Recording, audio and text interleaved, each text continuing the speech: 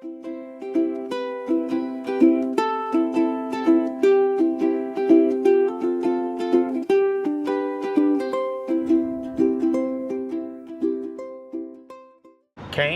in London, Ontario. What is one of the hardest things you've overcome? One of the hardest things I've ever overcome actually would be one of healing after losing my finger.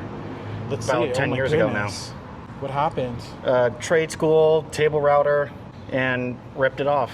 I don't want to go into too much detail That's because okay. of the viewers. Yeah. Another one would just be myself, be genuine to myself. That's pretty much the biggest thing I've overcome in the past 20 years. What is one life lesson you'll never forget? Materials don't matter in life. What really matters is love. Let me put it like this. Here's to cheating, stealing, and drinking. If you cheat, may you cheat death. If you steal, may you steal a heart of somebody you love. And if you drink, may you drink with me. How did you get through your hardest of days in your life? Music and woodworking, actually. That was actually the biggest thing for me, was starting my own business. Pagan Carvers on Instagram. Starting my whole business and still trying to actually get it started, was kind of the biggest thing for me this year. Was getting me through the days where I don't want to do anything, but I have to do something to keep my mind from going insane. What is something you wish more people understood about healing and grief? It's not a linear process. Sometimes you fall back into your old ways. Sometimes you make 20 steps forward and you're comfortable there and you stay that way for who knows how long. But what matters is that you keep trying. That's my kind of view on it.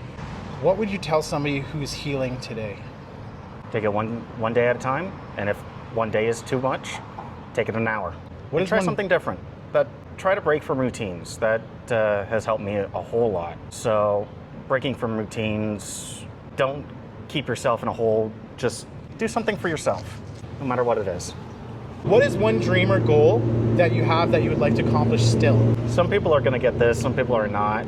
Sometime I want to build a canoe-sized Viking ship to take it on the Thames, just to test it out. What is something you wish people knew about you that they don't? So obviously I look scary-ish, but I'm actually a decent guy once you get to know me. Just takes me a bit. You can ask almost all my friends. I'm a giant teddy bear. And I only dress like this so that I can actually help my friends.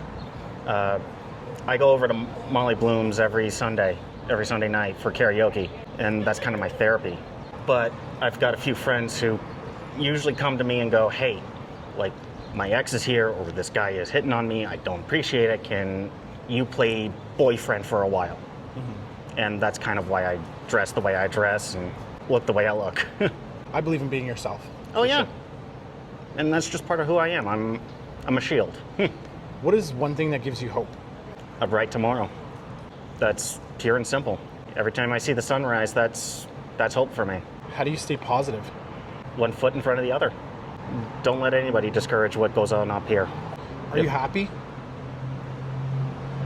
I am, actually. For the first time in 18 years, I'm happy. What was the reason behind the happiness? I got engaged to my high school crush. We're going on a year of engagement, and we're 16 years of friendship, so.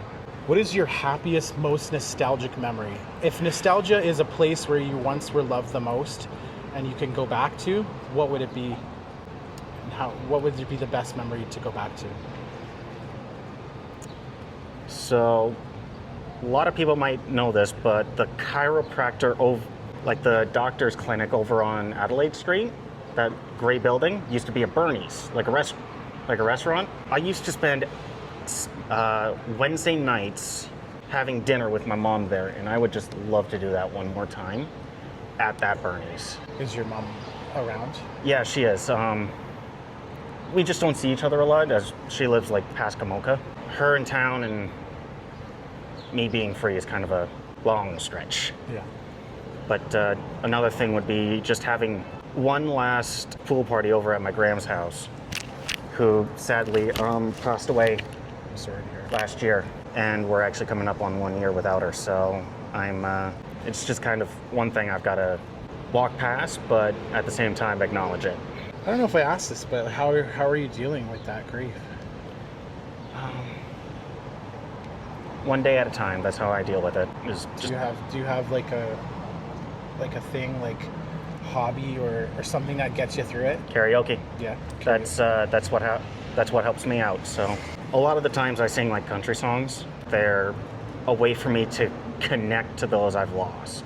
I've lost my grandmother. I've lost my nan, my Oma.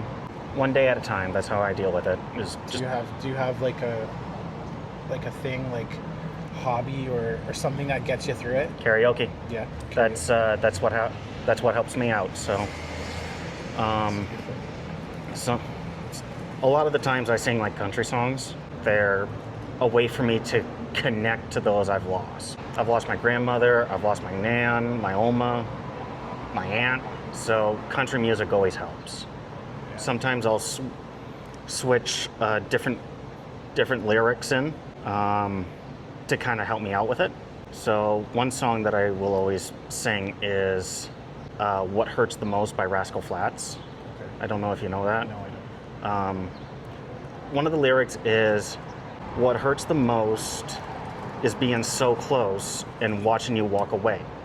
I change it to "watching you pass away," because I was there when my grandmother died.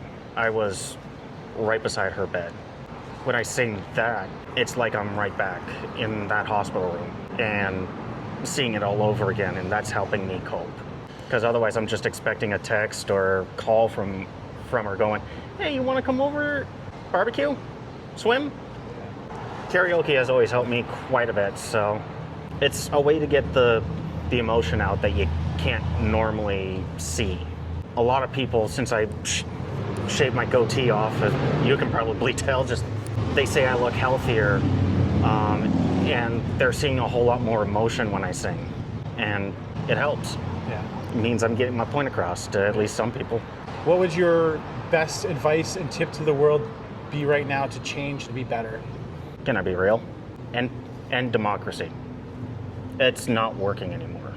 It holds us back from what we could be, in my opinion. My views on politics are the same for every party. I don't care. I will be that person who will raise the black flag once again, just to prove a point. And that's my view, is we need to stop being so nitpicky about who we're friends with just because of their political or their belief system or anything like that. We need to just see people for people. And that's honestly my biggest thing, is we need to start doing that again instead of being so closed off. This ain't high school anymore, guys. Come on. Well, thank you for doing 5 Minutes with a Stranger. I appreciate what you No had problem. to say, and I will definitely share it with the world. Thank you. Thank you.